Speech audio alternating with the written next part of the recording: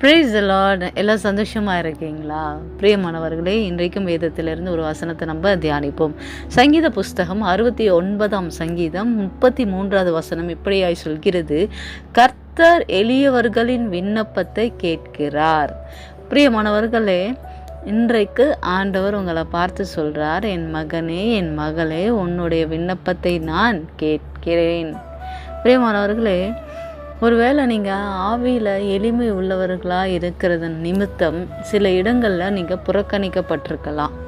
உங்களை பார்க்கறதுக்கு ரொம்ப எளிமையானவர்களாக இருக்கிறது நிமித்தம், அதாவது ஒரு ஃபங்க்ஷன் போகிறீங்க, இருக்கிறதுலே நீங்கள் தான் ரொம்ப எளிமையாக இருக்கீங்க அப்படின்னா அந்த இடத்துல உங்களுக்கு கொடுக்க வேண்டிய கனத்தை கொடுக்காத மற்றவர்களுக்கு கொடுத்துருக்கலாம். இது நிமித்தம் நீங்கள் மனசில் வேதனை அடைந்திருக்கலாம்.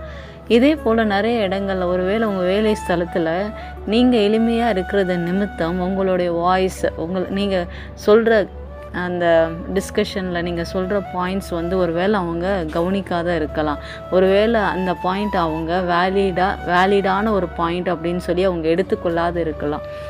இது போல் நிறைய காரியங்கள் நிறைய இடங்களில் எளிமையாக இருப்பதின் நிமித்தம் நீங்கள் புறக்கணிக்கப்பட்டிருக்கீங்க, நீங்கள் அவமானப்படுத்தப்பட்டிருக்கீங்க, நீங்கள் தாழ்த்தப்பட்டிருக்கிறீங்க, நீங்கள் ஒதுக்கப்பட்டிருக்கிறீங்க அப்படின்னா இன்றைக்கு ஆண்டவர் அப்படிப்பட்ட உங்களை பார்த்து சொல்கிறார், என் மகனே, என் மகளே, இன்றைக்கு நான் உன் விண்ணப்பத்தை கேட்கிறேன்.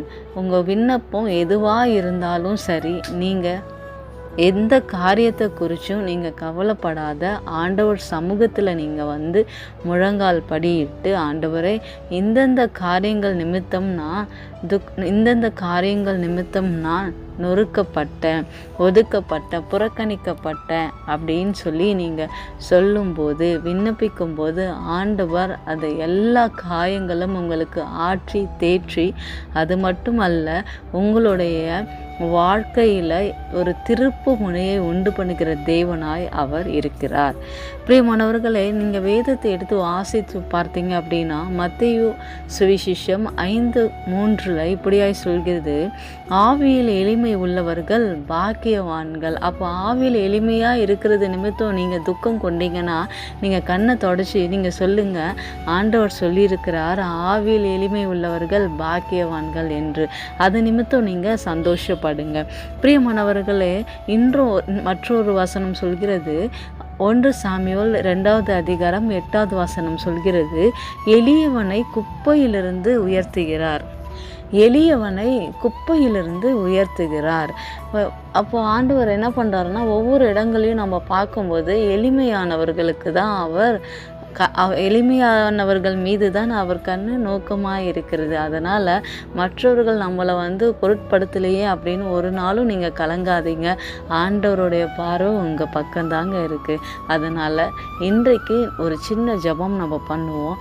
ஆண்டவர் உங்களுடைய விண்ணப்பத்தை கேட்டு உங்கள் வாழ்க்கையை மறுரூபமாக்க போகிறார். எந்தெந்த இடங்களெல்லாம் நீங்கள் வெட்கப்பட்டீங்களோ அவமானப்பட்டீங்களோ அந்த இடத்துல ஆண்டவர் உங்களை உயர்த்தி அதே இடத்துல இரட்டிப்பான கனத்தை உங்களுக்கு தரப்போகிறார். ஜெபிப்போமா?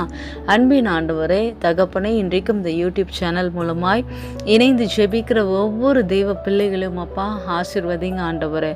ஒருவேளை ஆண்டவரே அப்பா அவர்கள் தங்களை எளிமை நிமித்தம் அப்பா தங்களை குறித்து தங்களுக்குள்ளே இருக்கிற அந்த தாழ்வு மனப்பான்மை எடுத்து போடுங்க ஆண்டவரே.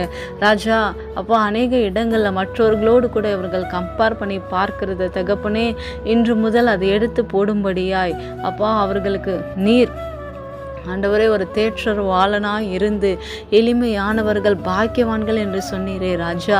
ஆண்டவரே அப்பா அவர்களை பலப்படுத்துங்க ஆண்டவரே. அப்பா எந்தெந்த இடத்துல எல்லாம் புறக்கணிக்கப்பட்டார்களோ, எந்தெந்த இடத்துல எல்லாம் ஆண்டவரே ஒதுக்கப்பட்டார்களோ, என் தேவன் தாமே அதே இடத்துல இவர்களுக்குரிய கனத்தை அப்பா நீ தரும்படியாய் ஜெபிக்கிறோம் ஆண்டவரே. வேலை ஸ்தலத்தில் ஒரு உயர்வை கட்டளையிடுங்க ஆண்டவரே. அப்பா ராஜா, நீரே அப்பா ஏழைகளுக்கு இறங்குகிற தேவனாய் இருக்கிறீர் ஆண்டவரே. அப்பா ஒரு விஷயாய் ஆண்டவரே, உண்மையாய் ஆண்டவரே கலங்கி போய் ஆண்டவரே துக்கித்து இருக்கிற ஒவ்வொரு பிள்ளைகளுக்கும் அப்பா நீர் ஆனந்த சந்தோஷத்தை அப்பா கட்டளையிடும்படியாய் உம்முடைய சமூகத்தை நோக்கி நாங்கள் செபிக்கிறோம் ஆண்டவரே. அவர்கள் துக்கம் எல்லாம் சந்தோஷமாய் மாற்றி போடுங்க ஆண்டவரே.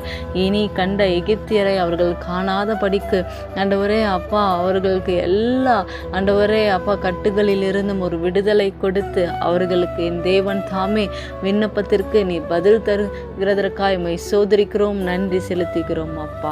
உமக்கு நன்றி செலுத்துகிறோம் ராஜா. ஒவ்வொருவரையும் ஆண்டவரே உண்மையாய் ஜெபித்த ஒவ்வொருவருக்கும் என் தேவன் தாமே நீர் பதில் தந்ததற்காக உமக்கு நன்றி செலுத்துகிறோம் அப்பா. எங்களை தரை மட்டும் தாழ்த்தி வெறுமையாக்கி ஜெபிக்கிறோம். நாங்கள் சிறுக நீர் பெருக எல்லா துதி கன மகிமையும் ஒருவருக்கே செலுத்துகிறோம். மீட்பெரும் இரட்சகருமான இயேசுவின் நாமத்தினால் ஜெபிக்கிறோம் ஜீவன் உள்ள நல்ல பிதாவே. ஆமேன் ஆமேன். God bless you all. எதை குறிச்சும் கவலைப்படாதீங்க. ஆண்டவர் உங்களை நேசிக்கிறார். ஆமேன்.